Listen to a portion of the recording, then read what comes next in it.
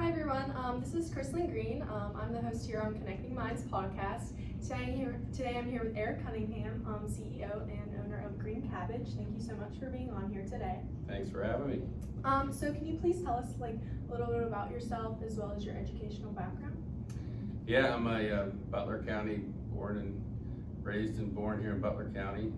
Grew up in Shakur, Pennsylvania, on Green Street. That's kind of the tough part of town. If those of you that see this from Shakur, you'll get a giggle out of that. And then I went to Carson City High School, and after Carson City High School, I went to Indiana University of Pennsylvania, and then I saw the bright side of things, and I went to Slippery Rock University. So married with 2 children. My wife's Melinda, son Bryce, and my daughter's Lexi. Awesome. Are you involved with any groups in the community like the Chamber, Rotary, anything like that? We participate in many groups. Awesome. More on a give back side of the house, but we do a lot of hosting here at our office. We're down in Cranberry Township, so we have some nice sized conference rooms that a lot of the folks in the community are more than welcome to at no cost to use at any time. Awesome. So what were the first steps in starting Green Cabbage? How did you know I wanted to start a business?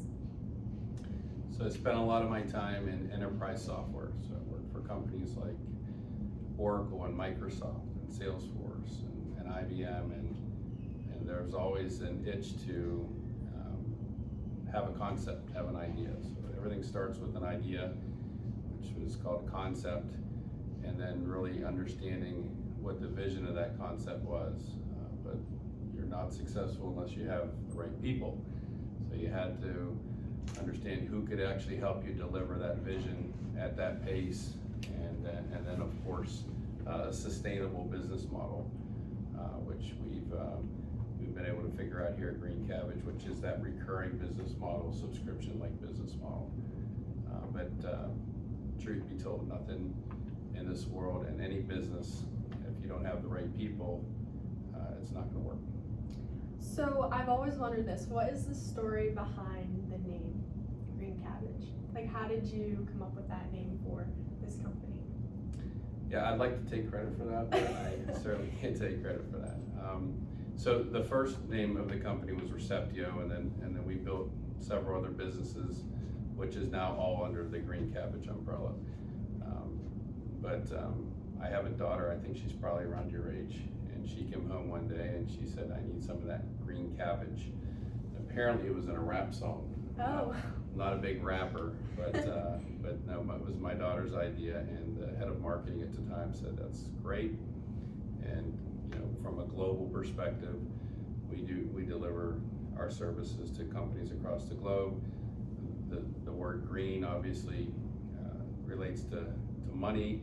Cabbage relates to money, so we thought it was great, and our customers love it.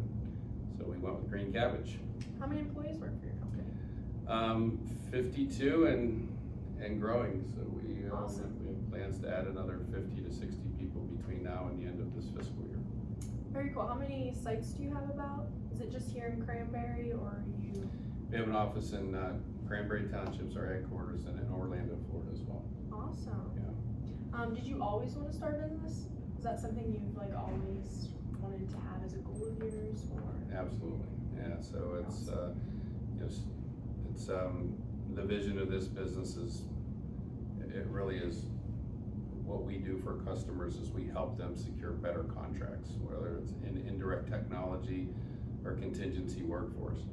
I spent 90% of my life selling to clients with big companies like Oracle or Microsoft, and many of the folks on our team as well too. So we all have the same backgrounds, and we've got a mix of chief information officers and chief procurement officers. So the value that we're providing to customers is market intelligence of how to secure the best contracts in 2 of the categories that have the highest margins. So yeah, it's always been an itch to start a company, and it's not easy, right? It's Yeah, definitely not easy, but we're well beyond the anxiety phase and well into the productive phase. I am curious because I'm an HR major. Do you have your own HR department, or do you contract with someone to do your HR and stuff like that? We have 2 people in the company that do but we are looking for a full-time HR person. Okay. Believe it or not, yes, yes, maybe when you're done with college, you can give us a call. All right. Yeah. Were there any challenges maybe during COVID? Were you guys around when COVID happened? Yeah, so think about COVID, everybody pumped the brakes on spend, and they were looking to really rebalance some of the largest spend that they had, so they were trying to create EBITDA. We are in that business, so doing that, so fortunately for us, our business wasn't impacted, actually accelerated, because companies were really looking to optimize their spend, and that's what we do for a living. So can you describe maybe like the company culture here at Green Cabbage? yeah, you had a quick tour, you probably got Yeah, it was very nice, very nice. What I would say is we're a mix of multiple generations here at Green Cabbage, and we love that because we all can learn, whether you're 21 years old, you're right out of college, or you're in your mid-70s. We work together. We feel like we can all teach each other something, but it's a fast-paced culture. It's we service a lot of large clients that time is of essence for them.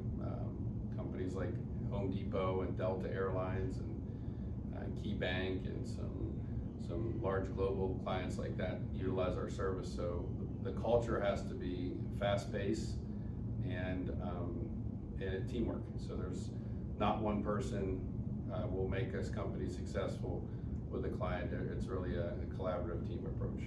Definitely. I definitely think teamwork is very important. And I liked how you have different generations, because I feel like we all think differently in different generations. And when you have those points of view, I feel like that's really great. Like you said, you can learn off of each other. Yeah, it's, and I would say introducing technology to the generations and how people really think. You think of Gen AI and you think of different types of ways that we're accelerating decision-making with technology, and then you take that knowledge from that generation you have, and it's interesting what the results are. So, yeah, that's going to lead me actually into my next question. Where do you see the technology industry heading in the next 5 to 10 years? Because we have AI that's like, taking over maybe like a lot of jobs. Do you see that as like maybe a good thing or a bad thing? Like, what's your point of view on AI? Yeah, so it's almost every conversation that I'm part of right now in these panels, but AI embrace it now, or you're probably not going to, you're probably going to fall behind now. There's a lot of concerns around AI that people have as well too. So there's corporations that have their own specific instances of their Gen AI. There's a lot of companies that are using the global aspect of AI, but do I think it's going to take jobs anytime in the near future? I think it'll accelerate outcomes, and I'm not really sure that it's going to take a lot of jobs. It's definitely going to, but it's in the respect of technology in general, that industry, it's a great industry for someone that's thinking about starting a career, and technology's not going anywhere. Look at what we just had recently with CrowdStrike and the impact that had, just based on travelers. You couldn't get on a flight, you couldn't access your Wi-Fi, your power's out in your house. Technology is the inception of everything that we do. So without technology, we can't live. And I really believe that you'll see more and more interesting developments in technology, and over the next 5 to 10 years. Definitely. So what does a typical work day look like for you? I mean, is it packed full of meetings? Like, what's your typical day? Well, what Alyssa puts me through every day, so I would say that in some cases we do start early here, so it's not uncommon for us to start at 4 in the morning. Most days we'll get up, we'll have client calls. Most of those calls are overseas, and then we start out with development team meetings. We start out with the finance meetings, a lot of customer engagements.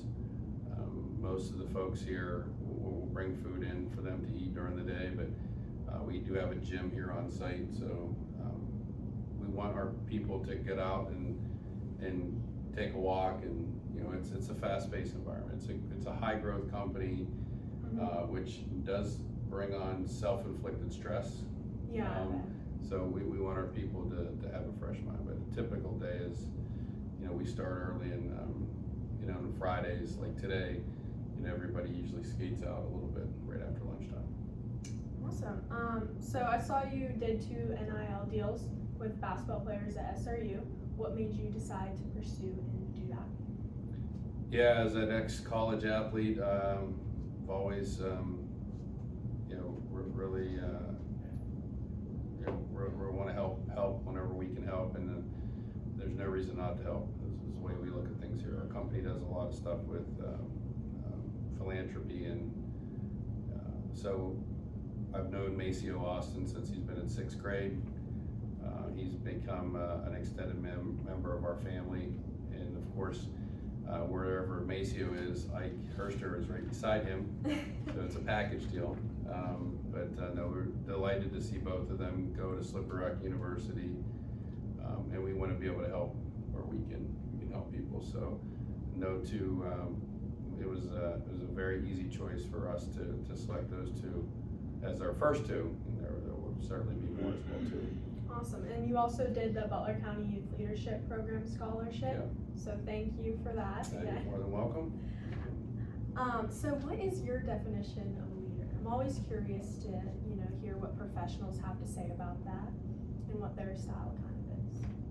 Yeah, so I think I'd kind of phrase it up, who did I learn from as a leader? And I know there's a question here about a mentor, but when you go through, when you work for these big companies, you spend a lot of time doing training, and there's a lot of insights that you can learn in different work tracks, and everybody's different, and the styles are different, but everyone wants the same outcome. They want to be able to have a team follow them, or they want to have it, or in many cases have a team add value into them where you build it together. I think here it was initially, how do I get a team to follow me, and then it was, we have all these really brilliant people. It's how do we do it together? So leadership to me is how do we do it together as a leadership team. It's not an individual thing. But one thing about, in Western Pennsylvania, we talk about how, hey, let's talk the same way to a farmer as we do it to a physician. Treat everybody the same, treat them with respect. There's no judgment. That's what you get when you live in Western Pennsylvania. But doing things that you ask people to do, it makes things a lot easier when they see you, doing real basic things where in many cases other cultures people would be above that. So I think that's what being a leader is. Definitely. Someone said a few episodes back, a leader might do things that other people might not do in a company. So I've seen CEOs and stuff, they'll pick weeds outside their building, they'll do some stuff like that maybe you wouldn't see a CEO doing, Well, I do all the grocery shopping for See, that's what I mean, so yeah. I want to make sure everybody's happy, so I grocery shop every Sunday morning. And it's not about me, it's about them. Exactly. So have you had any mentors throughout your career who kind of you look up to in a way? It's yes. I mean, obviously when you go through high school, your mentors or your coaches. Education was not always I would say, my priority when I was growing up.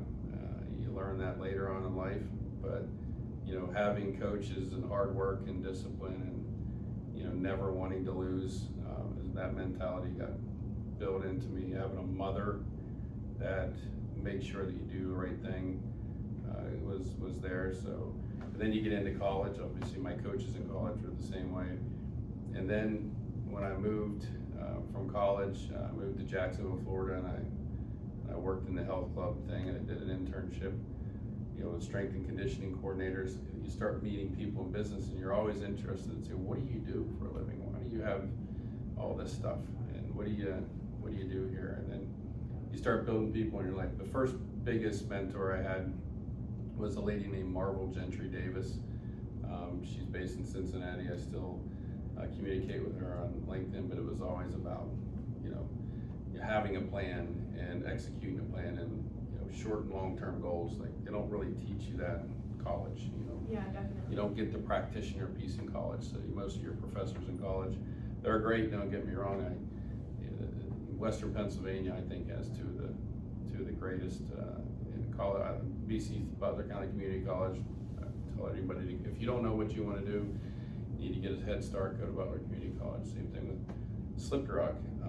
But it's having the practitioners that have been there, done that, and has the scar tissues that would say, watch out for this, giving you that. And of course, one at Oracle, the sales leaders at Oracle. But the biggest leadership that I think I've gotten in my life, mentor, would be, and I did not report to this gentleman, but Salesforce, the CEO of Salesforce, Mark Benioff. It's about how to treat people and how to approach a meeting. We do a thing called the Monday morning meeting here at Green Cabbage, and I would tell you it's my favorite time of the week, where everybody chimes in. What did I learn last week that I feel that would be valuable to share with my team? And it's overwhelming how much you learn in an hour and a half. That's awesome. So how do you cope with maybe stress or burnout within your role? Because I know you're always on the run, you're traveling, you're meetings after meetings. Yeah, I would call it, there is a lot of stress. I call it self-therapy. Okay. But I also have very close people to me in the company. I've got, you know, Russ and Alyssa and Pat and folks that I go to for advice. You know, how would you handle this? Or maybe they just need to hear me ramble on a little bit and tell me things are going to go well. But everybody goes through it. It's just everybody deals with it differently. I'm a big walker. When I'm on the road, I get up and I walk. Sometimes I get lost. I don't even know where I'm at. Thank God for a GPS, but walking is probably the biggest way for me to cope with stress. Walking's good. I actually do that too. Yeah. My dad and my mom and I will go walk at Moraine all the time. Yeah. It's just nice. Love Stress reliever. It is. Can you share a particularly maybe rewarding project or accomplishment you have within your career? I think, well, so we, not me, I think we as a company have a rewarding project. We have done a lot of amazing things here for our clients. We've built what I call a world-class platform for spend analytics. There's a lot of upside for us, so we're not done yet. Mm-hmm. But I think the biggest thing I would say is what we've accomplished here at the company. And you know, I'm a proud, you know, I'm a proud father, right, as well too. So that's something that you know, you always want the best for your family. Yeah, when you get to be my age, it's about, you know, and this company is my family, and then I go home at night to a family as well too. So yeah, I think that's those are the two things I would say. I like the culture at companies where it's more like a family. You know what I mean? Yeah. Where everyone's kind of like close in a way, and it's just like a good environment to be in every day. Yeah, there is an org chart here, but there's not an org chart here, right? I think if you walk around and see how we goof on each other, and you know, it's like you can tell when someone's having a bad day, and you want to go in and shut the door and sit down and say, what's going on? You know, it's that's what it's about. This world that we live in today, there's so much negativity, there's so much stress, and you know, the mental piece of it is at its all-time high, and you know, you need to be able to identify who's having those challenges and try to pick them up. And of course, everybody has them. Whether you admit it or not, everybody has them. So.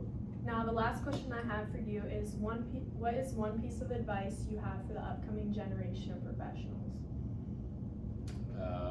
Great, that's a great question. I would say surround yourself by people that are in your best interest and that will be there for you time and time. So you know, I'm 52 years old, right? I've had, you know, some of my best friends are from high school and college, and you know, we keep that bond there together all the time. And then you're going to go through life when you're 50, you're going to have a lot of people in and out of your life, and you got to be very careful of who you let into your life. And I think a lot of the stress you have is is who you let into your life, and if things don't go the right way. So I think, you know, being selective relative to career advice, I would say there are so many options out there. You got to find something that you're passionate about, and when you get up every day, you're not going to a job. You're going to your sport, as we call it here. This is my sport. This is how I'm playing a sport.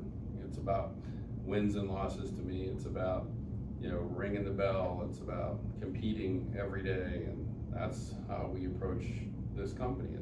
There's so much similarities between business and sport that we've kind of injected a lot of that sport aspect into our business every day. There's a lot of analogies around here. We've got probably 20-ish NCAA athletes that work here, and it's not a prerequisite, but it just so happens to find out they do well in our culture. So that's awesome. Well, I just want to thank you so much for being on here today, and congratulations on this successful business you built.